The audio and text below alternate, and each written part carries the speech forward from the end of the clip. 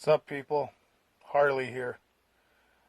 I'm doing a re-upload of the Canadian Northwest Rebellion of 1885.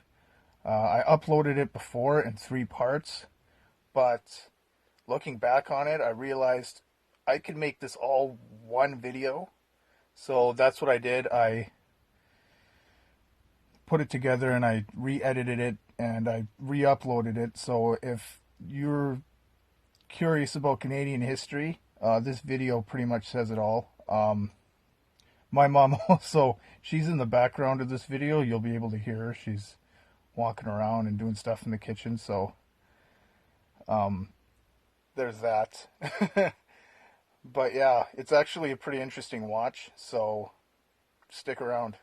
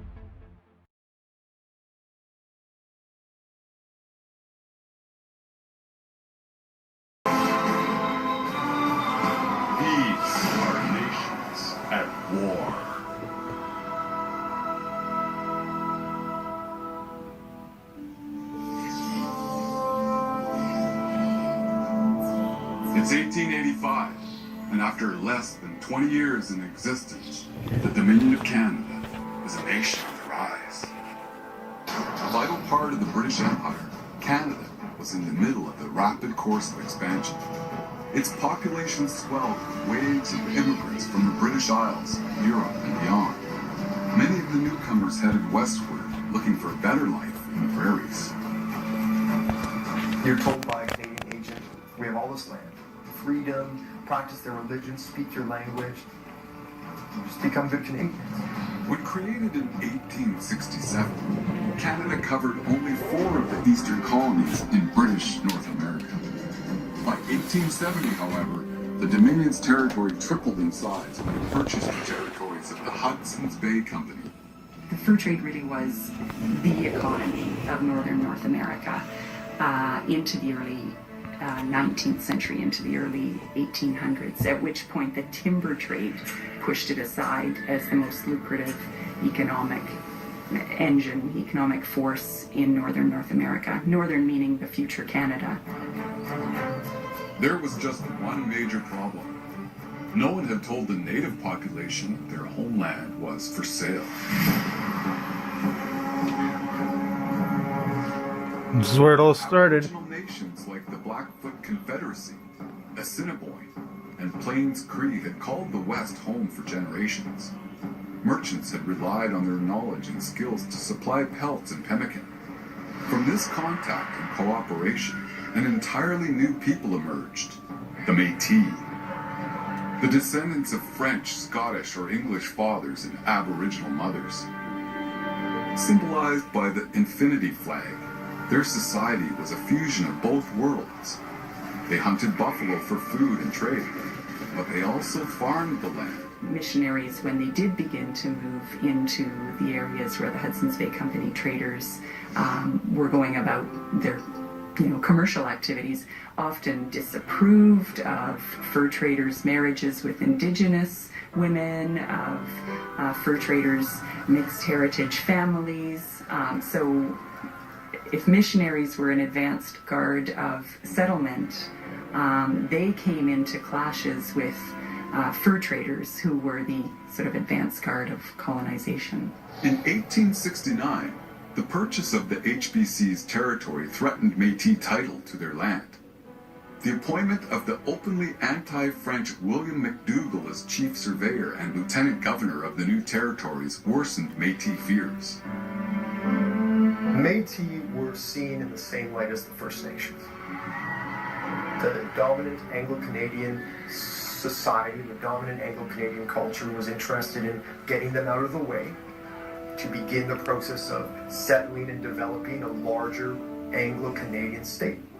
The First Nations people regarded us as white, and a lot of them were told that we were sent by the white man to steal their things.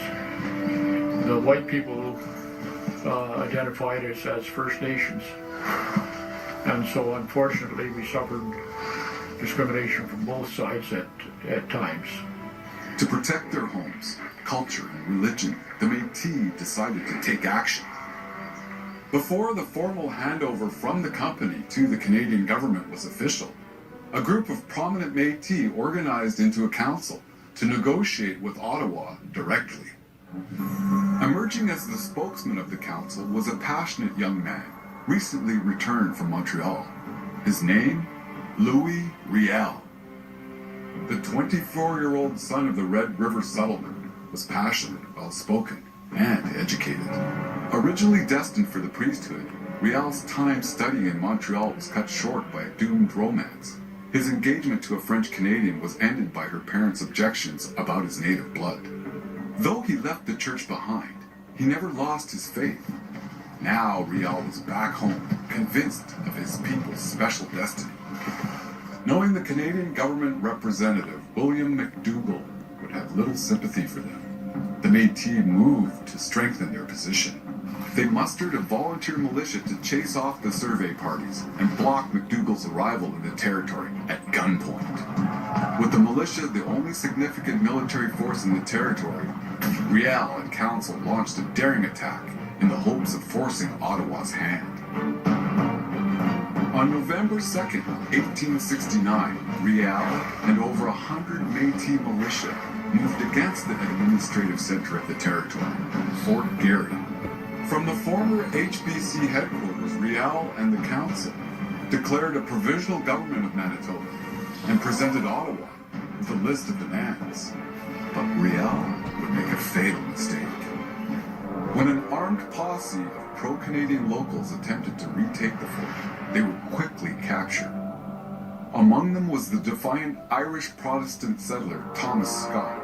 Thomas Scott was a troublemaker in the truest sense. He was an instigator. He was a very, very violent man. Scott refused to capitulate, to compromise. In fact, there's an anecdote that says he spat in Riel's face. On March 4th, 1870, with Riel's sanction, Scott was drugged before a firing squad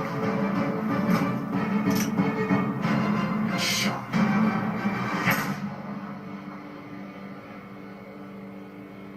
It was a warning to other troublesome locals not to follow Scott's example, and to Ottawa that the Métis were not to be trifled with.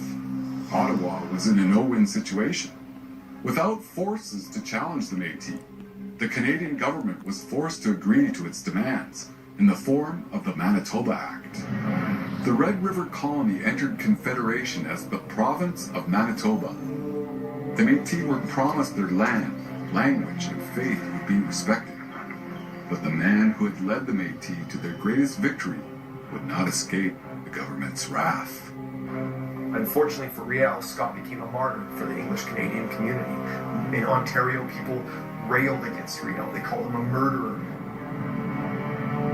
With English Canada baying for his blood over Scott's death, Riel fled across the American border. Even in exile, Riel was hailed as a hero by his people. 15 years later, the Métis would call on him to lead them in their hour of need.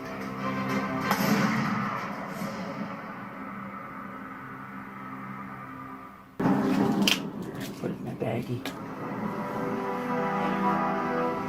It's 1884, and a party of Métis traveled to Montana in search of an exiled revolutionary. Leading the group was Gabriel Dumont. Born in the Red River Colony, Dumont was a skilled hunter and master marksman. He could speak 6 languages, none of which were English. Dumont was a very effective leader. He's very charismatic and very competent. A leader amongst his community, he had seen the hardship the Métis faced as the buffalo disappeared. So the herds were slaughtered in mass. Trainloads of people were taken out to do that and shot them just for amusement. To Dumont, the survival of the Métis nation was a cause worth fighting for. Since the end of the Red River Rebellion, many Métis left Manitoba behind, pushing west into the district of Saskatchewan to continue their traditional way of life. But the West was changing. Now the Canadian government shows up in Saskatchewan in the 1880s, and again they say, listen, we need to negotiate some sort of settlement. The Canadian Pacific Railway had been created as part of the negotiations to bring British Columbia into Confederation. Nearly complete by the beginning of 1885, the CPR was an iron link which tied the prairies to the booming industrial heart of the country. Facing the same threat to their land as they had in Manitoba, the Métis petitioned Ottawa to recognize their claims in Saskatchewan. With their protests ignored, the Métis turned to a spokesman Ottawa was not likely to ignore. By the fall of 1884, Louis Riel was back in Canada. He rallied support among Anglophones, Métis, and First Nation. After a year of writing letters, the Canadian government agreed to carry out a census, which meant a head count on the Métis after a year of negotiation. And so that's when Dumont and the rest gave up and said, well, we're going to fight. On March 18, 1885, he declared the creation of the Provisional Government of Saskatchewan at Batoche, backed up by a 300-strong militia commanded by Dumont. These people were not necessarily trained as soldiers. They were trained as hunters. So they were also trained in concealment. Their tactics of fighting were more along the lines of what we would call guerrilla fighting, which was hit and run. Unlike in 1870, the Canadians had a standing armed force in the prairies. The Northwest Mounted Police was a paramilitary service charged with enforcing Ottawa's law. This force posed an immediate threat to the Métis position from their base at Fort Carleton. On March 21st, the Métis rebels sent an ultimatum of surrender to the Northwest Mounted Police Superintendent Leif Crozier. When no answer came, the rebels occupied the nearby settlement of Duck Lake. Seeing his chance to end the rebellion in one stroke, Crozier planned to attack the Métis on March 26th with a force of police and volunteers. Outnumbering them 2-1, Dumont's militia was waiting. To stall the police long enough for his men to flank Crozier's forces, Dumont sent a party to meet them. And when Crozier extended his hand to shake hands, Falling Sand, which was a native with them, mistook it for a threatening gesture and made a grab for his rifle. Somebody shot. The Métis opened fire from concealed positions in the trees. In the hail of bullets, Crozier lost 12 men. With Dumont injured, Riel stepped in to stop the rout from turning into a massacre. Louis Riel was a peacemaker. Really, he was a diplomat. He never sought battle. He didn't believe in killing. And when the Métis had pretty well won the battle at Duck Lake, he wanted the killing to stop. Riel saw victory as a sign that God favored the Métis cause. For Ottawa, the humiliation at Duck Lake called for an immediate and overwhelming response. With only a small standing army, the Canadian government turned to a volunteer militia to crush the rebels. Drawn from around the Dominion, the Northwest Field Force began to mobilize on March 25th. The Canadian troops were armed with the breech-loading Snyder Enfield rifle. With a range of 600 meters in trained hands, it could fire 10 rounds a minute. It's about 57 caliber, so a little over half-an-inch diameter lead bullet. Traveling out there at probably 1,500 feet per second.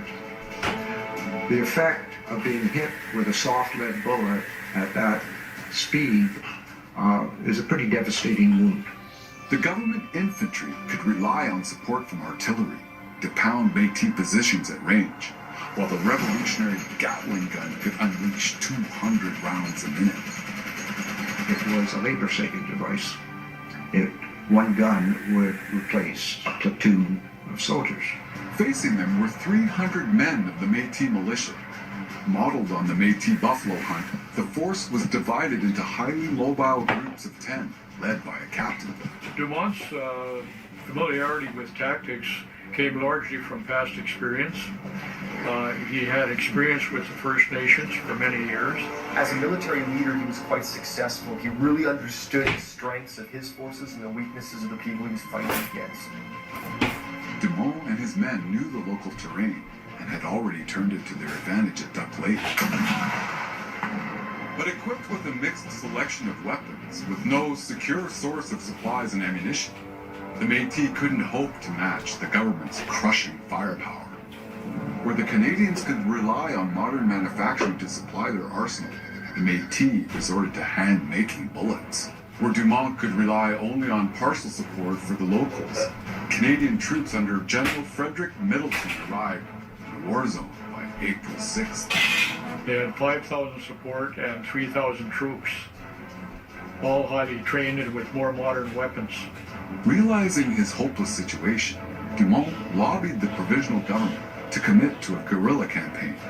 A politician, not a general, Riel refused. He believed he could negotiate a settlement with Ottawa. But Middleton was already marching straight for Batoche. Dumont once again pleaded for action. At Fish Creek, he would get his wish. That's what prepared Van Dale was born, Fish Creek. Yeah?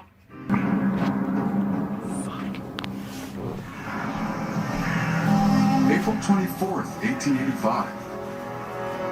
Middleton and nearly 1,000 Canadian militia are marching on the rebel stronghold of Batoche. Middleton's route would take his forces through a gully near Fish Creek, where Gabriel Dumont and 200 militia unleashed a hail of gunfire from protected rifle pits on the high ground. The Canadians were caught in a kill zone. Despite suffering 10 dead and nearly running out of bullets, Dumont's daring trap stunned Middleton. With 10 militia dead and over 40 wounded, the general halted his advance on Batoche for 2 weeks. Dumont wanted to set up ambushes to harass them, and Riel wouldn't let him do that. And the consequence was the Canadians marched almost all the way to Batoche without any interruption. As Middleton regrouped, Dumont retreated to prepare for his last stand at Batoche. Dumont had fortified the Métis capital well with an elaborate series of rifle pits to shelter the outnumbered defenders. But forced to fight a static defense, Dumont had to surrender the only 2 remaining advantages the Métis had: mobility and the ability to use the rugged landscape to their advantage. By May 9th, the Canadians had arrived at Batoche. Middleton had devised a cunning strategy to take the rebel capital in one swift stroke. While his main force assaulted the Métis defenses, a steamboat carrying a group of militia would provide supporting fire, circling around to attack from behind. But poor coordination led to the steamboat launching its attack before Middleton's force had engaged the defenders. Moving quickly, the Métis strung a chain across the river and crippled the vessel by destroying its smokestacks. So it caught the housing of the boat, sheared it off, and knocked out the steering. And then his sharpshooters picked off a bunch of the people on the second end. Realizing the attack had begun, Dumont rallied the defenders and pushed the Canadians back with heavy gunfire. The defeat was only a setback. With his artillery and men in position, Middleton spent 2 days shelling Batoche, launching probing attacks against the Métis defenses to find a weak spot. As Dumont fought to the bitter end, Riel retreated into his faith. Now convinced he was divinely chosen to lead his people, Riel wandered the battlefield, urging the Métis to fight on in God's name. But prayers and heart were no match for Middleton's artillery. Pounded by Canadian gunners, reduced to firing stones and nails, the Métis defenders could not hold back the onslaught. On May 12th, a Canadian assault swept through the Métis lines and took the town. Riel, Dumont, and the remaining militia fled into the wilderness. Riel was captured 3 days later. They hung him. And it is believed he surrendered because he thought that the publicity surrounding his surrender would benefit the Métis people. His trial and execution would divide the country, pitting sympathetic French-Canadian Catholics against vengeful British Protestants. Dumont escaped across the border into Montana. After finding fame and employment in Buffalo Bill Cody's Traveling Wild West show, he was granted amnesty and returned home to Saskatchewan. Despite Métis courage and Dumont's tactical brilliance, the government's capacity to resupply and reinforce in days thanks to the railroad could not be overcome. But Riel and Dumont would have the ultimate victory. Hated in their day for their violent defiance, the rebels' stand for human rights has earned them a place among Canada's greatest heroes. Louis Riel, once considered a dangerous rebel, is now recognized as one of the fathers of the Confederation for his role in shaping the West that owed to Don't even talk to me, Mom.